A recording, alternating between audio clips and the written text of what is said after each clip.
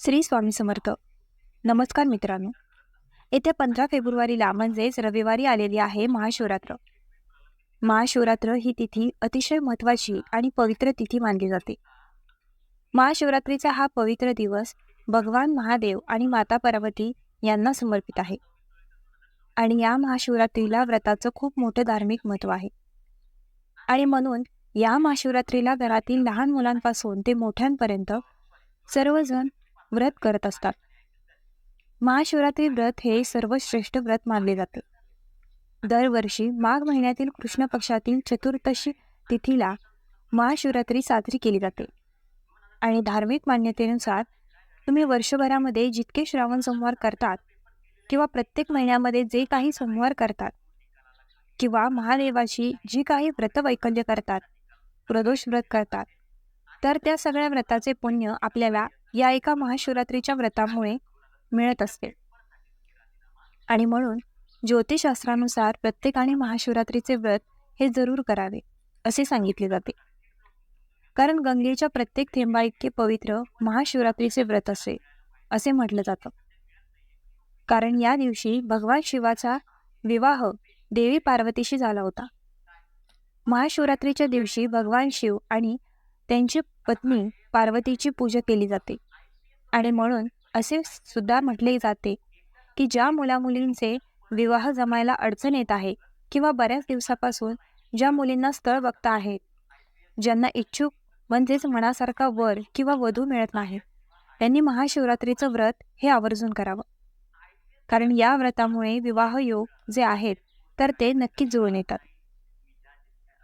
या महाशिवरात्रीच्या दिवशी भगवान शिवशंकर हे स्वतः आपल्या भक्तांना आशीर्वाद देण्यासाठी पृथ्वीवरती येत असतात. ज्यामुळे पृथ्वीवरती शिवतत्व हे नेहमीच्या तुलनेत खूप जास्त प्रमाणामध्ये जागृत असते. आणि म्हणून या दिवशी व्रतासोबतच भगवान शिवशंकराच्या पूजेसोबतच काही प्रभावी उपाय आणि सेवा सुद्धा केल्या जातात. आज व्हिडिओमध्ये मी तुम्हाला एक अतिशय प्रभावी असा उपाय सांगणार आहे. रविवारी महाशिवरात्रीला तुम्ही उपवास नाही केला तरीही चालेल, पण या झाडाला नक्की स्पर्श करा. या झाडाला स्पर्श केल्याने घरामध्ये अखंड लक्ष्मीची कृपा होईल. कोणताही शत्रू तुमच्या समोर लोटांगण घालेल. जे तुमच्या नशिबात नाही ते सुद्धा तुम्हाला मिळेल. 7 पिढ्यांचे दारिद्र्य नष्ट होऊन कितीही कठीणातील कठीण इच्छा ही तुमची भगवान महादेव पूर्ण करतील. तर अशा कोणत्या झाडाला स्पर्श करायचा आहे, कोणत्या वेळेत हा उपाय करायचा आहे, याबद्दलची संपूर्ण माहिती या व्हिडिओमध्ये मी तुमच्यासोबत शेअर करणार आहे. त्यामुळे तुम्ही हा व्हिडिओ स्किप न करता शेवटपर्यंत नक्की पहा. चॅनलवरती नवीन असाल तर सबस्क्राईब करा आणि असेच माहितीपूर्व नवनवीन व्हिडिओ पाहण्यासाठी बेल आयकॉनलाही प्रेस करा. म्हणजे जेव्हा कधी मी नवीन व्हिडिओ अपलोड करेल त्याचं नोटिफिकेशन सर्वात अगोदर तुम्हाला भेटेल आणि तुम्ही एक पण व्हिडिओ मिस करणार नाही. तसेच हाईप बटनला देखील क्लिक करा. आज या व्हिडिओमध्ये मी तुम्हाला जो उपाय सांगणार आहे तर हा उपाय अतिशय प्रभावी आणि सात्विक आहे. जो पण व्यक्ती महाशिवरात्रीला या झाडाला स्पर्श करेल त्यांच्या सर्व इच्छा मनोकामना भगवान महादेवांच्या कृपेने पूर्ण होईल. हा उपाय जो आहे तर तो आपल्याला महाशिवरात्रीच्या दिवशी दिवसभरामध्ये तुम्ही कधीही करू शकता. अगदी सकाळपासून ते संध्याकाळपर्यंत जेव्हा केव्हा शक्य होईल तेव्हा फक्त तुम्हाला या झाडाला स्पर्श करायचा आहे. कारण या महाशिवरात्रीच्या दिवशी 2 अद्भुत योग जे आहेत तर ते निर्माण होत आहेत. त्यामध्ये सर्वार्थ सिद्धी योग आणि अमृत योग हे जे 2 योग आहेत तर ते मनोकामना पूर्तीसाठी खूप महत्त्वाचे मानले जातात. आणि या 2 महायोगांमध्ये यंदा महाशिवरात्र जी आहे तर ती साजरी केली जाणार आहे. या महाशिवरात्रीच्या दिवशी भगवान शिव प्रथमच प्रकट झाले होते. म्हणजे ज्योतिर्लिंगाच्या रूपामध्ये प्रथम ते प्रकट झाले होते. शिवलिंगाचे दर्शन झाले होतं. आणि म्हणून या महाशिवरात्रीला उपवास करून महादेवांची पूजा केल्याने सर्व समस्या संकट दूर होतात अशी धार्मिक मान्यता आहे.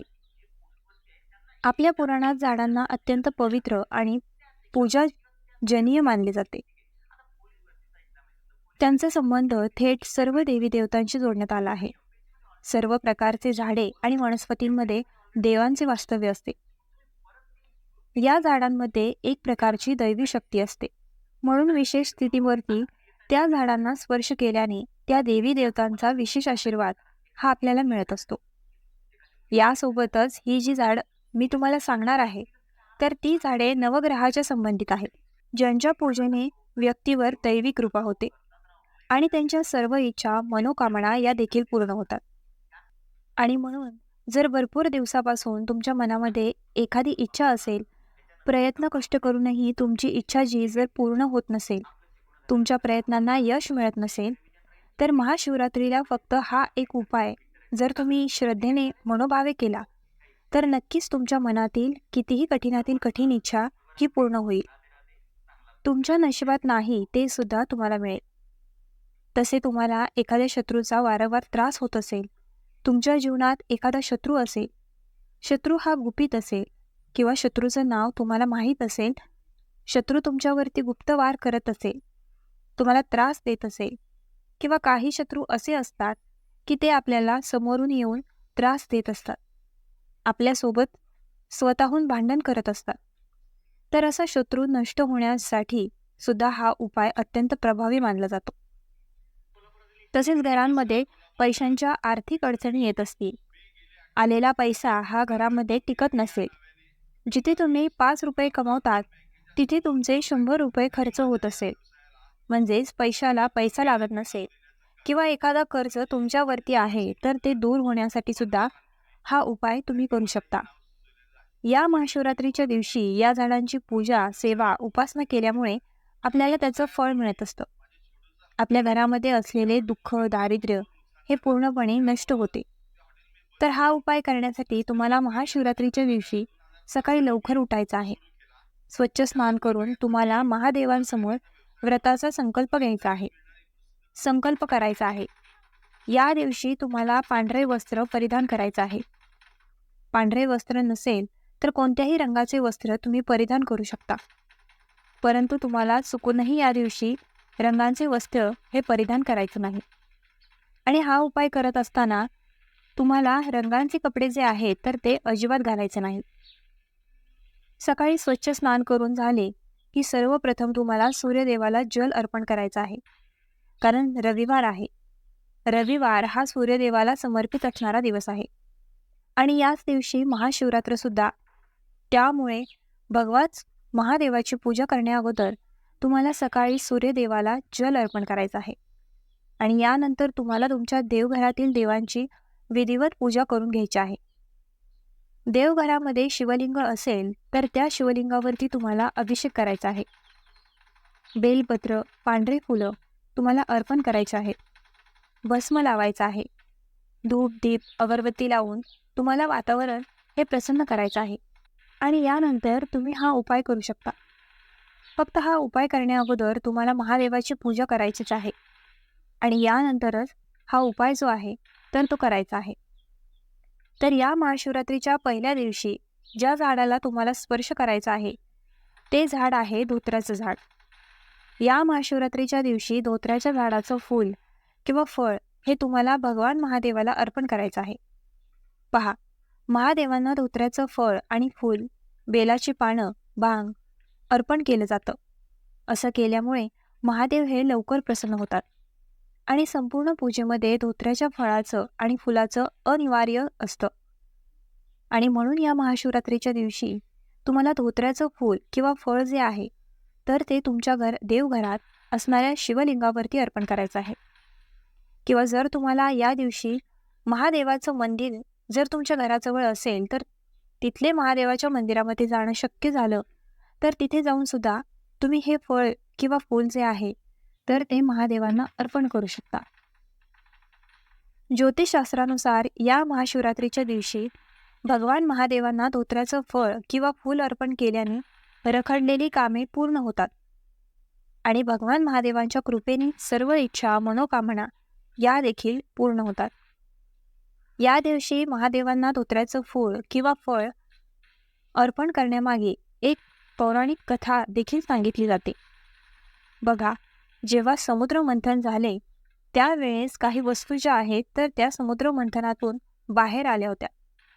त्यावेळेस देव आणि दानवांमध्ये त्यावरून वाद झाले. काही गोष्टी देवांनी वाटून घेतल्या आणि काही गोष्टी दानवांनी वाटून घेतल्या.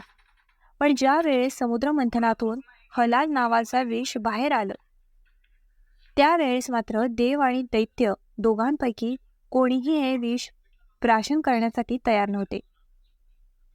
आणि त्याच वेळेस देव आणि दैत्य हे विष घेऊन महादेवांजवळ गेले.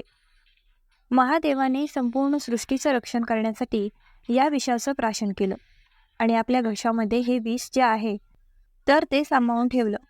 अतिशय विषारी असलेलं हे विष प्राशन केल्यामुळे भगवान महादेवांना त्याचा त्रास होऊ लागला आणि ते बेशुद्ध पडले. आणि त्यांना सिद्धीतून पुन्हा येण्यासाठी देव आणि दैत्यांनी अनेक प्रयत्न केले. त्यानंतर त्यांच्या माथ्यावर ज्या वेळेस भांग आणि धोत्र्याचं फळ अर्पण केलं त्यावेळेस त्यांना शुद्ध आली. आणि तेव्हापासून बघा महादेवांच्या पिंडीवर भांग तसेच धोत्र्याचं फळ हे अर्पण केलं जातं.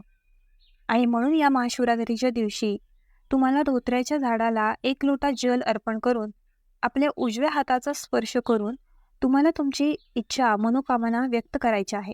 आणि ही इच्छा व्यक्त करत असताना महादेवांना ती पूर्ण होण्यासाठी प्रार्थना सुद्धा करायची आहे. आणि यानंतर त्या झाडाचं फूल किंवा फळ असतील तर ती सुद्धा तुम्ही तोडून शिवलिंगावरती अर्पण करू शकता. असं केल्याने आपल्या घरात असणाऱ्या सर्व पैशांच्या आर्थिक समस्या ज्या आहेत तर त्या दूर होतात. आपल्या घरामध्ये आर्थिक स्थैर्य जे आहे तर ते नांदायला सुरुवात होते. भगवान महादेवांची कृपा ही आपल्या कुटुंबावरती सदैव राहते. यानंतर पुढचे झाड आहे ते म्हणजे शमीचे झाड. तर तुम्हाला या दिवशी शमीच्या झाडाला सुद्धा स्पर्श करायचा आहे. आता शमीचे झाड म्हटलं की बऱ्याच जणांना वाटते की लाजाळूचे झाड, परंतु या शमीच्या झाडाला सौंदड असे सुद्धा म्हटले जाते. तर त्या झाडाला आपल्याला या दिवशी स्पर्श करायचा आहे. तर तुम्हाला काय करायचं आहे, एक मातीचा दिवा घ्यायचा आहे. त्या दिव्यामध्ये तुम्हाला दुहेरी कापसाची वात लावायची आहे. त्यामध्ये तुम्हाला तिळाचं तेल घालायचं आहे. तिळाचं तेल नसेल तर तुम्ही तूप घातलं तरीही चालेल किंवा इतर कोणतेही तेलसुद्धा त्या दिव्यामध्ये घालू शकता. यानंतर तुम्हाला एक तांब्याचा कलश भरून घ्यायचा आहे. त्या कलशामध्ये शुद्ध पिण्याचं पाणी असावं. थोडेसे तीळ तुम्हाला त्या पाण्यामध्ये टाकायचे आहेत. थोडासा भस्म टाकायचा आहे. यानंतर हा दिवा आणि हे जल घेऊन तुम्हाला तुमच्या घराजवळ असणाऱ्या शमीच्या झाडापाशी जायचं आहे. आपल्या हिंदू धर्मात शमीच्या झाडाला तुळशीच्या झाडाइतकेच पवित्र आणि पूजनीय मानले जाते. शमीचे पानेच नाही तर लाकूड आणि मुळासहित त्याचं धार्मिक महत्त्व आहे. शमीचे पान ही भगवान शिवशंकर, भगवान श्री गणेश आणि शनिदेवाला सुद्धा अर्पण केली जातात. यामुळे त्याच शुभफळ हे आपल्याला प्राप्त होतं. आणि या महाशिवरात्रीच्या दिवशी शमीचं पान ही शिवलिंगावरती अर्पण केली जातात. या झाडामध्ये साक्षात महादेवांचा वास असतो. कारण या महाशिवरात्रीच्या दिवशीच या झाडाखाली भगवान महादेव आणि माता पार्वती यांचा विवाह झाला होता. आणि म्हणून आपल्याला जे जल आपण घेऊन गेलो आहे तर ते जल तुम्हाला त्या शमी वृक्षाला अर्पण करायचं आहे. तिथे हा दिवा तुम्हाला प्रज्वलित करायचा आहे. यानंतर या झाडाला प्रदक्षिणा करायच्या आहेत. प्रदक्षिणा करत असताना ओम नमः शिवाय या मंत्राचा जप करायचा आहे. आणि यानंतर आपल्या उजव्या हाताचा स्पर्श या झाडाला करून तुमच्या मनातील इच्छा तुम्हाला व्यक्त करायची आहे. आणि पुन्हा दोन्ही हात जोडून भगवान महादेवांना आपली इच्छा पूर्ण होण्यासाठी प्रार्थना करायची आहे. आणि यानंतर शमीचं एक पान तोडून तुम्हाला शिवलिंगावरती अर्पण करायचं आहे. मग ते तुम्ही घरामध्ये केलं किंवा मंदिरामध्ये जाऊन हे पान अर्पण केलं तरीही चालेल. त्याचबरोबर या महाशिवरात्रीच्या दिवशी अजून एक झाडाची पूजा केली जाते, ते म्हणजे बेलाचं झाड. बघा, शिवपूजनामध्ये बेलाचं पान हे खूप महत्त्वाचे आहे. बेलाच्या पानाशिवाय महादेवांची पूजा ही देखील पूर्ण होत नाही. या दिवशी जितकं महत्त्व शिवलिंगाची पूजा करायला दिले जाते तितकंच महत्त्व या बेलवृक्षाची पूजा करायला सुद्धा दिले जाते. साक्षात शिवपरिवार या वृक्षामध्ये वास करतो असं म्हटलं जातं. आणि म्हणून आपल्याला एक तांब्याचा कलश भरून घ्यायचा आहे. कलशामध्ये शुद्ध पिण्याचं पाणी असावं. त्या पाण्यामध्ये 1 चमचा गाईचं कच्चं दूध टाकायचं आहे. एक दिवा तुम्हाला प्रज्वलित करून घ्यायचा आहे. दिव्यामध्ये तिळाचं किंवा इतर कोणतंही तेल तुम्ही घालू शकता. यानंतर हा दिवा आणि हे पाणी घेऊन तुम्हाला बेल वृक्षापाशी जायचं आहे. तिथे जाऊन सर्वप्रथम हा दिवा प्रज्वलित करायचा आहे. दिवा प्रज्वलित केल्यानंतर दिव्याखाली थोडेसे तांदूळ ठेवा. तांदळावरती हा दिवा ठेवायचा आहे आणि यानंतर हे जल जे आहे तर ते आपल्याला बेलवृक्षाला अर्पण करायचं आहे. तर मित्रांनो, हा व्हिडिओ कसा वाटला आम्हाला कमेंट करून नक्की सांगा आणि आपल्या ग्लो मराठी चॅनलला लाईक, शेअर, सबस्क्राईब आणि हाईप करायला विसरू नका.